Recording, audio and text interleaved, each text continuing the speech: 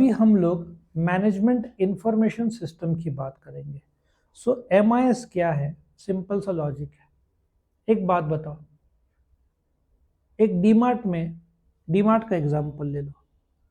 डीमार्ट में दिन में 1000 कस्टमर्स आते हैं, कितने दिन में? ठीक है, तो जो सेल्स एग्जीक्यूटिव्स रहते हैं वो लोग तो सबको बेचेंगे, कैशियर हिसाब करेगा, उनको इतना इन्फॉर्मेशन की जरूरत नहीं है, उनको पता है 1000 लोग आए।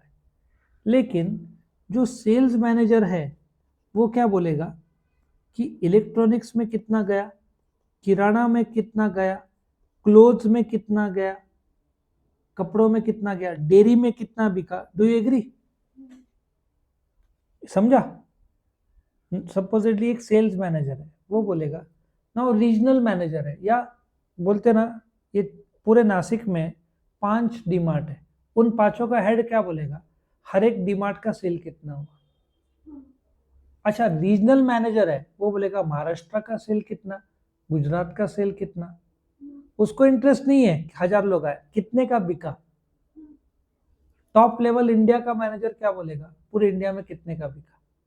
सो मैनेजमेंट इंफॉर्मेशन सिस्टम क्या करता है, एक ऐसा कॉम्बिनेशन है ह्यूमन और कंप्यूटर बेस्ड कि जिसको जो इंफॉर्मेशन चाहिए, आपके पास 1000 कस्टमर्स का इंफॉर्मेशन, वो वाली बात है।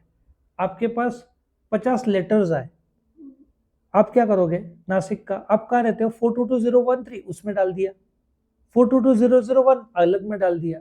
सो अब 42250 में से 20 422013 में, 422009 में एक है, 422005 में 20 एक है। समझ में आ रहा है?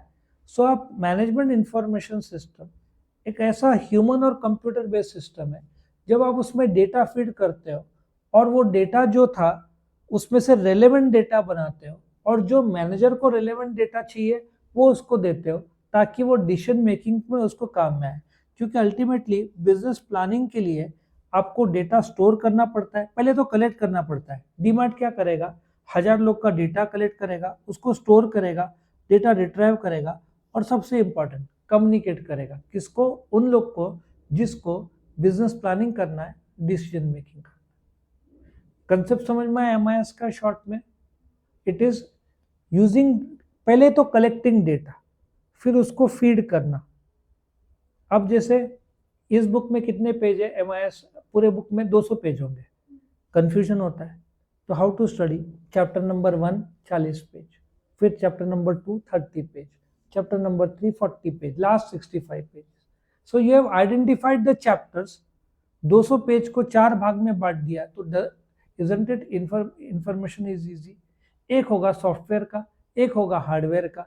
सो जिसको हार्डवेयर में इंटरेस्ट है वो हार्डवेयर का चैप्टर पढ़ेगा, जिसको सॉफ्टवेयर। सो तुम डेटा को ऐसे कंपाइल कर रहे हो उनको देने के लिए जो डिसीजन मेकिंग काम में आए। समझ में आ रहा है? सो एक कंसेप्ट क्या है MIS का, ये देखो, पहले तो डेटा, सब शुरुआत किससे होता है, देखो शुरुआत किससे हो रहा है, डेटा, और उसमें क्या लगेगा, प्रोसेस करना, कंप्यूटर्स लगेगा, इंसान जो डेटा को प्रोसेस करेंगे, कंप्यूटर प्रोसेस करेंगे बट फिर इंसान करेंगे। एक डेटाबेस कलेक्ट होगा। फॉर एग्जांपल एक कॉलेज है, कॉलेज में कितने स्टूडेंट्स है, 100 स्टूडेंट्स है, तो डेटा कितना है कॉलेज के पास, बता, 100 स्टूडेंट्स।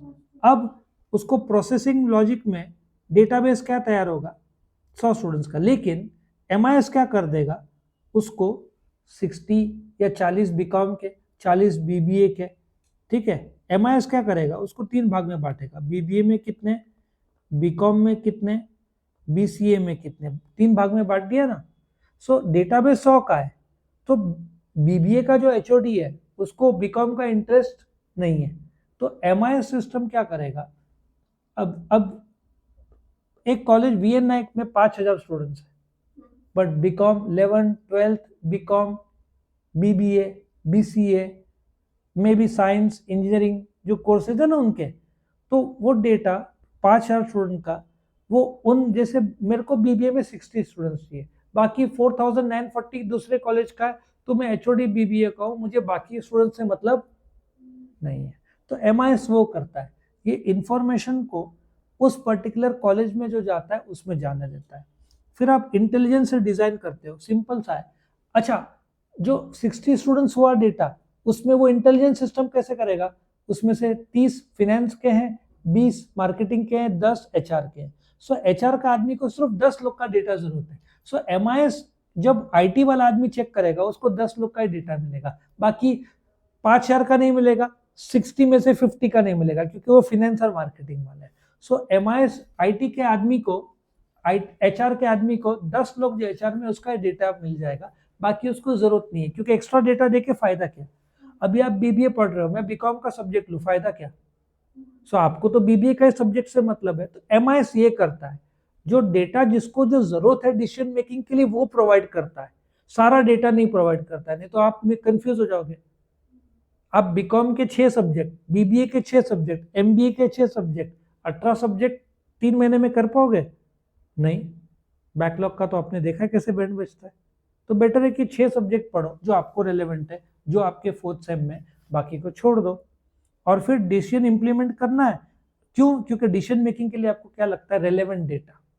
क्या लगता है? Relevant data. देखो यहाँ पे पूरा दिया है। पर्पस क्या है? Capturing data. जैसे 5000 स्टूडेंट्स हो गया, उसमें से प्रोसेस करना, कौन सा? बीबीए, बीकॉम, फिर इंस्टोर करना, क्यों? फ्यूचर यूज के लिए। रिट्राइवल, आईटी वाला रिट्राइव करेगा ना 10 स्टूडेंट का डेटा एचआर का, समझ में है?